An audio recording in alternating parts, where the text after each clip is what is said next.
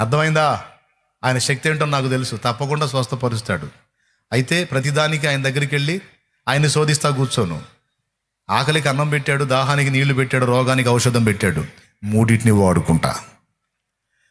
అవి దొరక్కపోతే దేవునికి వెళ్ళి చూస్తా. ఎవరిది తెలివి, ఎవరిది పద్ధతి, ఏది క్రమం? ఇది.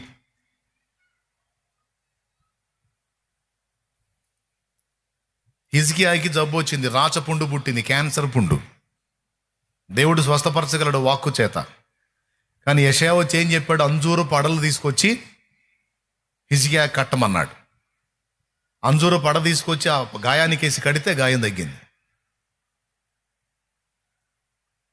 ఆ అంజూరపు అడలో ఉన్నటువంటి ఆ శక్తి ఎవరిచ్చారు?